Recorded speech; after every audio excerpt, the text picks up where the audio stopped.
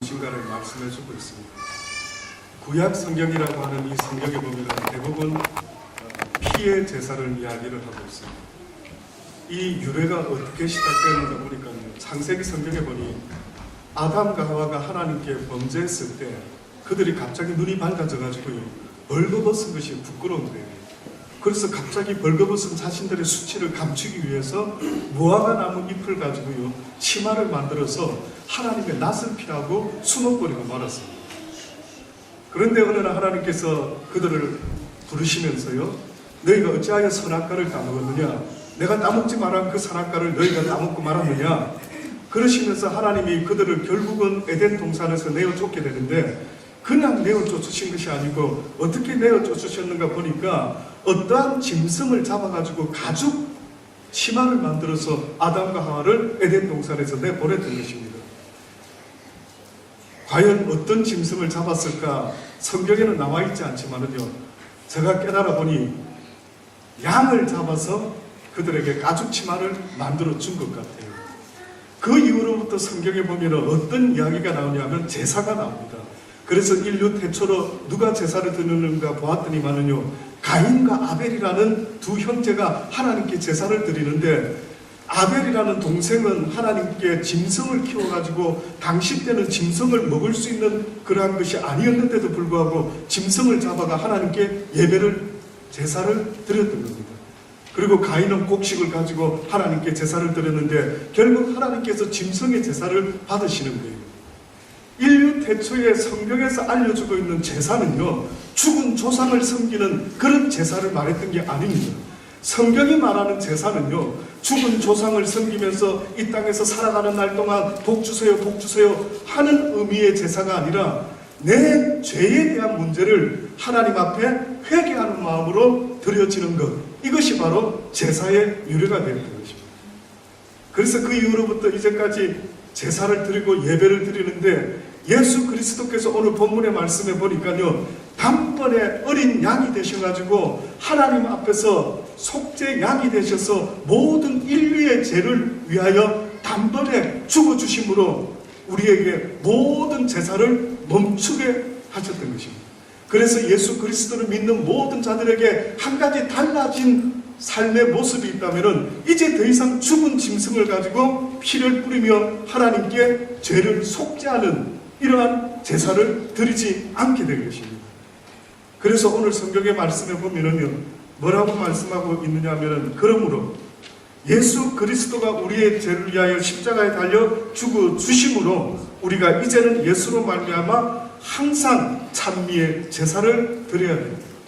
여러분 예수 그리스도를 믿는 믿음의 삶을 산다라고 하는 것은요 이제 이후로부터 어떤 증거가 있어야 되는데 그 여러 증거 중에 입술에 찬미의 제사가 항상 있어져야 된다는 것, 이것이 바로 하나님이 그리스도인이 된 증거를 말씀하고 있는 것입니다. 사랑하는 여러분, 찬양이라는 것은 내가 하고 싶을 때 하고 내가 원치 않으면 안 해도 되는 것이 아니고요 예수 그리스도의 그 구속의 사역을 믿는 사람이란다면 누구든지 항상 찬미의 열매가 내 입술에 나타날 수밖에 없다라고 그렇게 말씀하고 있는 것입니다. 사랑하는 여러분, 하늘나라에 가서도 계속해서 이어지는 것이 있다면 아마 이 설교는 멈추겠죠. 그러나 이 설교는 멈추겠지만은 하나님을 찬양하는 것은요 이 땅에서부터 영원토록 아마 멈추어지지 않을 것이라 믿어 의심치 않습니다.